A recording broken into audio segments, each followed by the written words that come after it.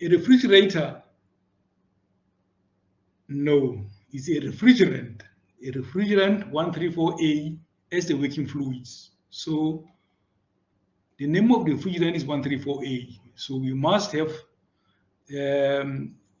pressure, saturation pressure, and temperature table for this refrigerant so that we can solve the problems. As the working fluid operates on an ideal vapor compression system or cycle, right? So the second word or key word is ideal. So now we are dealing with ideal system or ideal cycle. I will explain to you the meaning of ideal. Why is it ideal? And how do you know if it's ideal? Now it's operating between two pressures. The first pressure is the evaporating pressure of 0.14 megapascal and condensing pressure. So these two pressures, 140 kPa is evaporating pressure and 800 is condensing pressure. If the mass flow rate of the refrigerant is 0.05 kg per second, we determine the rate of heat removal from refrigerated space. In other words, we need QL. And the power input to the compressor, which is compressor work input, and the rate of heat rejection to the environment, QH, and the COP. The COP did not state whether it's a COPR or COPHP. But first, we draw the sketch of an ideal vapor compression system. Let me draw a sketch. Where's my pen? Where's my pen?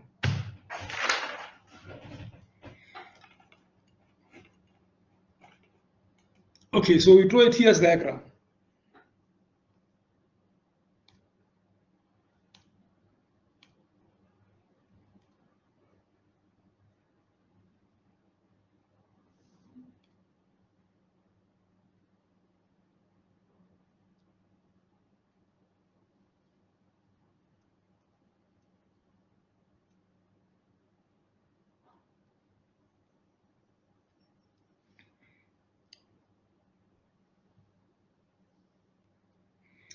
This is our TS diagram. Now, for ideal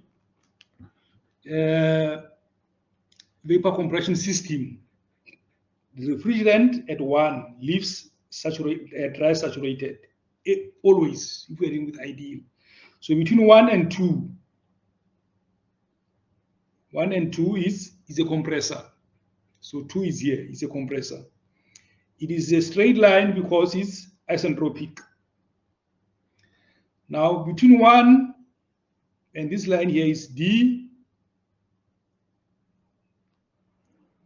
superheating. And then the compressor, the condenser is between, I made a mistake here. Condenser 3 is here. And then 4.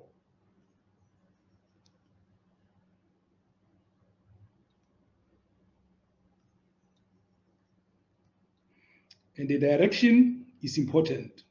You need to indicate the direction of flow of refrigerant. And we know that between 4 and 1 is QL, is refrigerated place, and between 2 and 3, it is QH. And then between 1 and 2 is compressor work input. That's what we have. Now, why are we saying that it's ideal? Ideally, we want refrigerant when it leaves the evaporator to be saturated. So, indeed, it is saturated is point number 1. That is an ideal situation. And again, ideally, we want the refrigerant when it leaves the compressor to be saturated liquid at 3. So these 2 points are telling us that we are dealing with an ideal vapor compression system. So this is a TS diagram of an ideal vapor compression cycle. So the pressure at this point, this pressure here this pressure here, it is 140 kPa.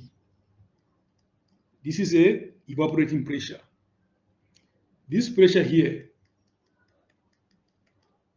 it is 800 kPa, 800. It is a condensing pressure. So we have evaporating pressure and condensing pressure. The question says calculate QL.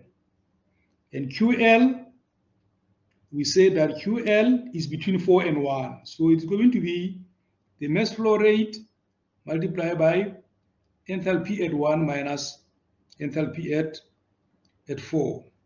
That is the first question. The second question, compressor work input. Compressor work input, the compressor is between what? Is between 1 and 2. It's going to be enthalpy at 2 minus enthalpy at 1. And the last one says the rate of heat rejection to the environment, QH. QH is equal to the mass flow rate, and the condenser is between 2 and 3. H2 minus H3. And the last one, the COP. We are going to calculate 2. COP R is going to be QL divided by compressor work input. The second one is going to be COP heat pump is going to be QH compressor 2H divided by compressor work input. So we have all our formulas. All we need now to do is to calculate what? The enthalpies. Enthalpy at 1, enthalpy at 2, enthalpy at 3, which is equal to enthalpy at 4. Let's start.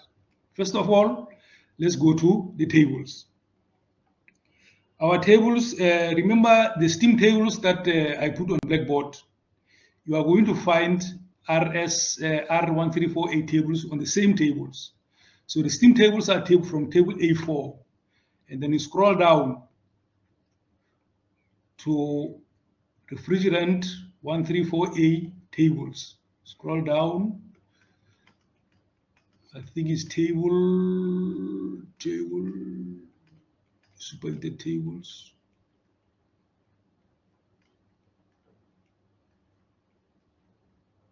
Right, there we go. So table A11, it is a temperature table for R134A. You scroll down, and then you have the pressure table. The pressure table for the same refrigerant. And then you scroll down, you have a superheated table for the same refrigerant. Just like steam, we have got temperature, pressure, and superheated tables. Okay, so let's start. We are told that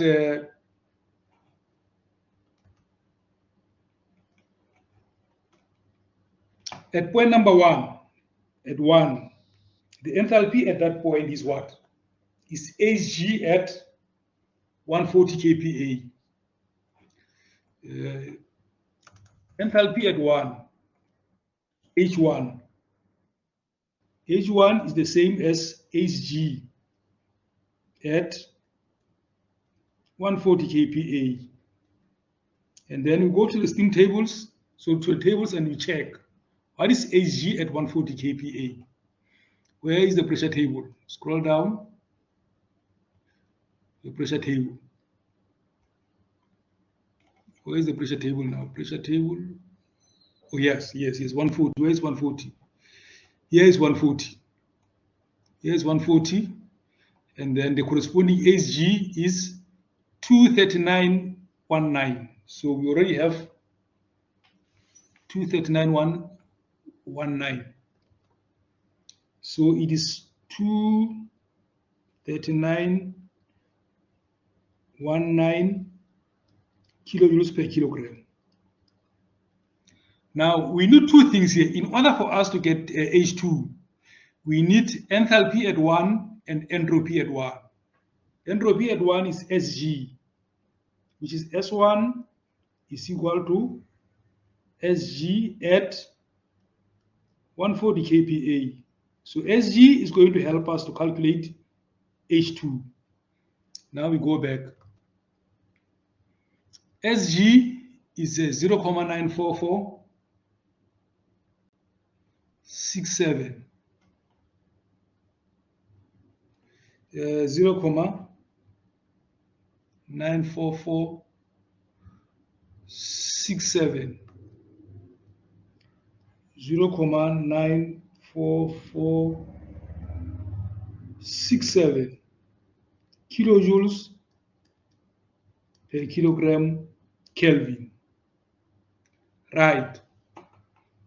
Now we need enthalpy at 2. Enthalpy at 2, the only thing that we have here is that entropy at 1, S1, which is S1, because it's a straight line, is equal to S2. So entropy along this line here is constant. So S1 is equal to S2.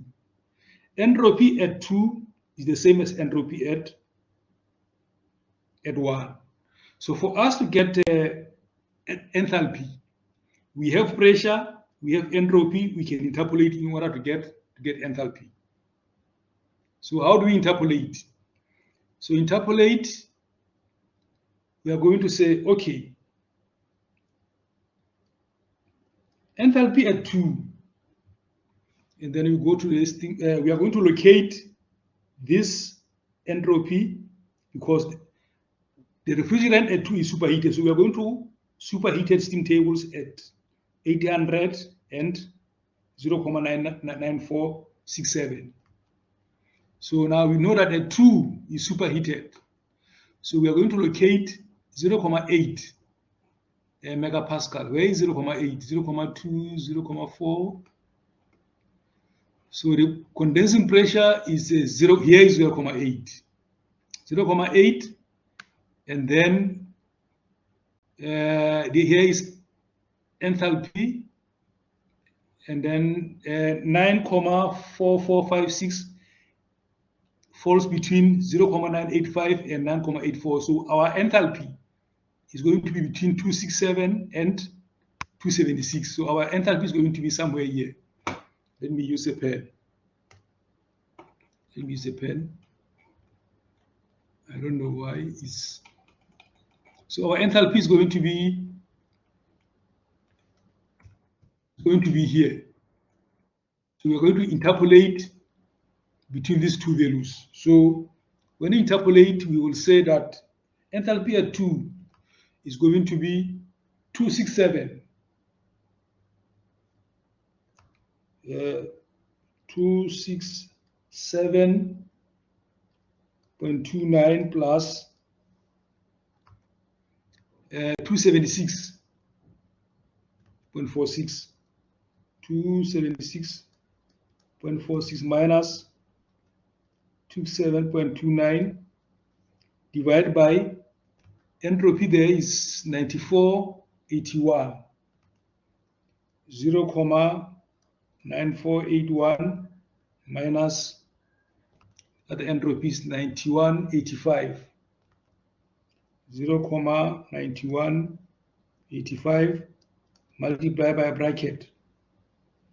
Our entropy is 0,94467 minus 0,9185. So our enthalpy here is 275,39 kilojoules per kilogram. So that is our enthalpy at 2. So now we have already enthalpy at 1 and enthalpy at 2. Let's see if 275 makes sense. So 275 is between 267 and 276. Yes, it makes sense. Now the last one is going to be H3. Enthalpy at 3 is equal to enthalpy at 4 is equal to HF at 800 kPa. Why is it HF? Because it is right on the line here. It's HF here because it's enthalpy of liquid. At what pressure? At 800 pressure. So we go back to the tables, pressure tables. 800 kPa, here is 800. What is HF? 95.48. 95.48 kilojoules per kilogram Kelvin. Now we can solve our problems. The first question is calculate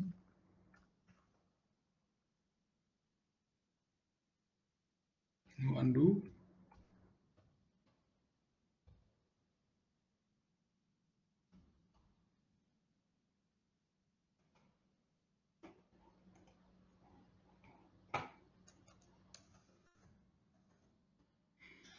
So the first question is QL. So QL is mass flow rate 0.05 bracket enthalpy at 1 239.16 minus 95.48. The answer is 7.18 kilowatt. The second one is the compressor work. Compressor work 0.05 bracket 275.39 minus 239.16, and the answer there is 1.81. And the third one is heat rejected in the condenser, QH. It is the mass flow rate multiplied by change in enthalpy. 275.39 minus 95.47, and the answer is 9 kilowatt. And COP R, we said, is QL divided by compressor work, which is 7.18 divided by 1.81 is equal to 3.97. Does it make sense? Yes, COP of 3.97 makes sense. Let's see COP. HP is QH divided by compressor work input is equal to 9 divided by 1.81, which is equal to 4.97. Now, according to the second law, we know that, again, you can say COP HP is equal to 1 plus COP R, which is 1 plus 3.97 is 4.97, which is this value is the same as that value, which means everything checks out. I think, ladies and gentlemen, this is pretty much easy. The only problem that I foresee or that I know is that determining all these enthalpies, that's where students always get confused. Enthalpy at 1, 2, 3. 1 is easy, 3 is easy, but they always mess up here at 2 because they have to interpolate. Interpolate, unfortunately, you are second-year students. I cannot teach you how to interpolate. In fact, there's a lot of methods, a whole lot of methods that you can use to interpolate, so you don't have to follow my method of interpolation. You don't have to follow my method of interpolation. What I wanted to show you, I'm not sure if we will have time. Unfortunately, I don't think we're going to have time for question 2 because we need to be done by half past 10. What I want to do now, I want to show you the second method of calculating this using pH diagram. pH diagram. Let's go back. So where is the pH diagram of here is the pH diagram of refrigerant 134A. There's a lot of lines here that might confuse you, but I'm going to simplify this. As I simplify this, I'm going to redraw this thing on wet so that we can understand what is going on there. So, mu. This is how to interpret the pH diagram. pH diagram is a pressure enthalpy diagram. Pressure enthalpy diagram. So what you have, we are going to have a curve like this, right? So the curve like this, everything that is inside this line here is superheated. There's a line is here, no super, sorry, dryness fraction lines inside. These are dryness fraction lines. And then we are going to have the vertical lines. These vertical lines here are enthalpy lines, H, enthalpy lines. So these dryness fraction lines, they don't go beyond that line. This line here is from here to there is what? Saturated liquid line. From there to there is saturated vapor line. So anything that is on that line is vapor. Anything that falls on that line is a liquid. So this is the critical point of refrigerant. So anything that is on this side here is subcooled or compressed. Anything on this line here is superheated. So as you go back, the line that the line I was talking about, I don't know why my pen is not working on. Okay, let me use the clear one. This is the clear one. Can you see this line here? So what is happening here is that these lines, the black lines that you see in here, these are the dryness fraction lines. You can see here 10%, 20 up until 90%. X is 90% at that point. All of them, they are just inside that curve. They don't go beyond that line, because beyond that curve now is superheated. So these are dryness fraction lines. And the vertical lines, the one that you see, the vertical ones, 100, 200, 300, those are the enthalpy lines. So each unit is 10. So it's 10, 20, 30, 40, 50, 60, 70, 80, 90, 200.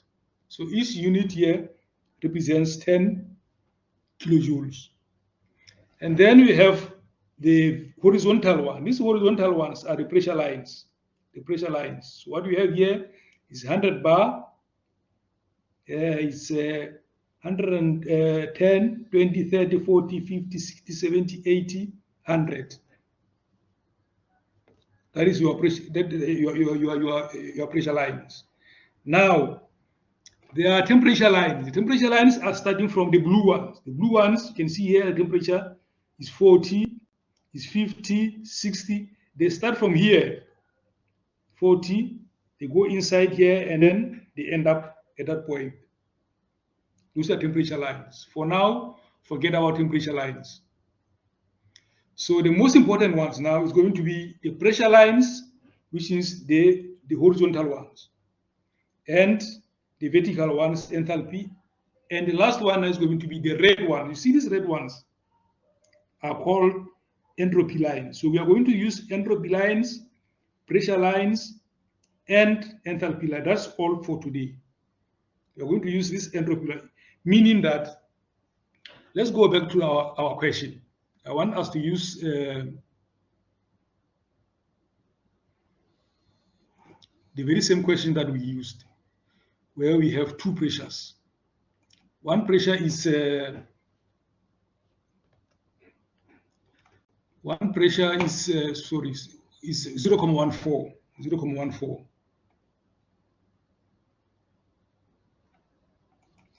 0.14.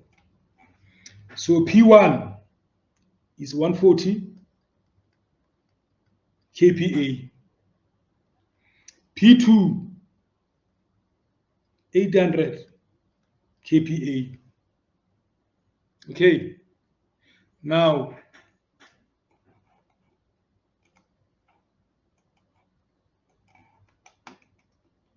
this is where we are. I'm going to use this one. That one is too simplified. So from here, we locate 140. 140 line is somewhere here. Unfortunately, my pen is not. I don't know why my pen is not working here. It's probably locked. I'll have to use this one. What we are going to do now, I'm just going to make an example. This is 100, 110, 20, 30, 40, 50, 60, 70, 80, 90. Okay, I see. 140 is somewhere here. You take your ruler. You take a ruler here. Let's say this is 140. You take a ruler. You draw a straight line. This is your P1. And 800, this is 190. 800 is here. Take a ruler again. You draw your second line, which is your condensing pressure. So now we have got two pressures. My line is Q. The second one is, this one is Q. You might not get the correct answers. So we start now, that is to say that where your P1 cuts a saturation line, this is your point number 1. 1 is here. And then you draw the straight line down from here. You get the enthalpy. The enthalpy that I got from my chart, the one that I was doing before this class, I got 245 as H1. Sorry, H1 I got 395. H1 I got 395 kilojoules per kilogram. That's what I got here, although I cannot see it now. And then from here, because we said that entropy at 1 is the same as entropy at 2, you follow this line here. You follow that red line.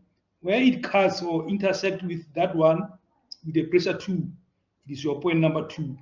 Point number 2 is your H2. You take a ruler, you draw a vertical line.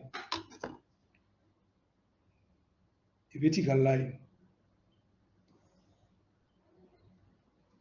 And then the point number 2 is at H2.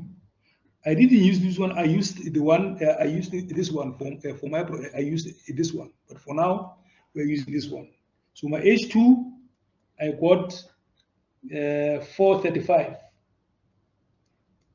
435 kilojoules per kilogram. And then point number 3, where your P2 cuts your liquid line, your saturated liquid line, that point here, you take a ruler, you draw a vertical line. So your 3 is here. Enthalpy at 3 is the same as enthalpy at 4. So the value that we get here, I got 245. H3 is 245 kilojoules per kilogram. I'm rushing because I can see that I'm running out of time. I'm rushing because I can see I'm running out of time. So this is our pH diagram. This is our pH diagram.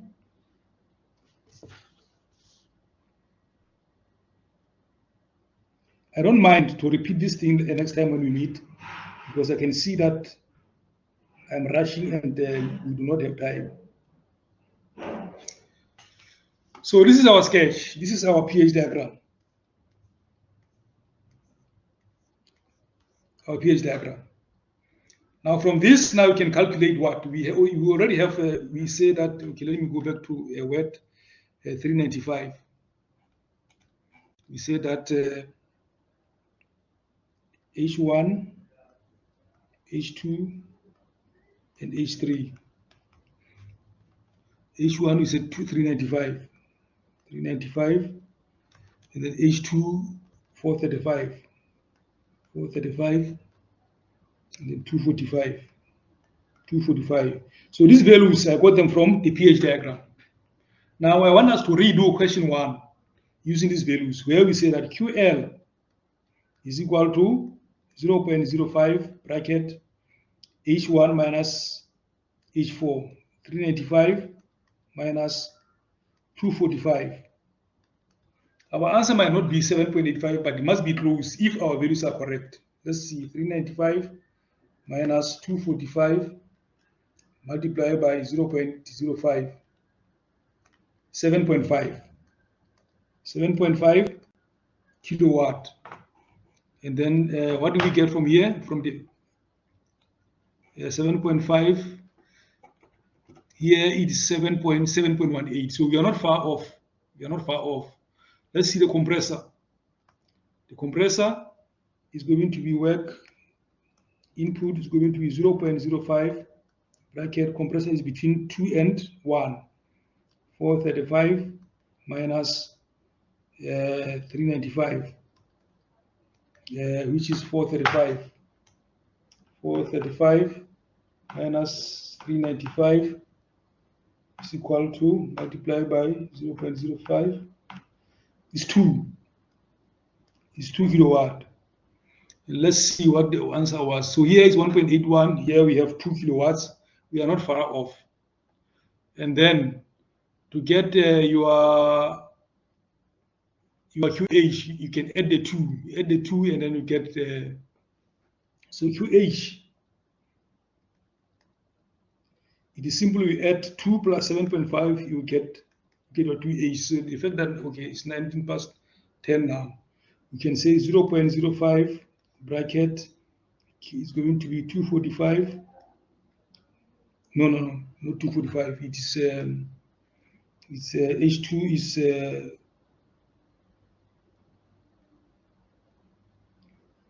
is H2 435. 435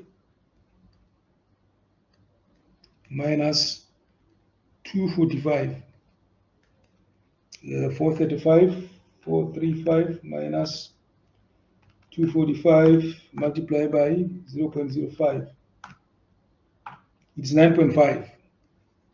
9.5. While the actual answer here is 9.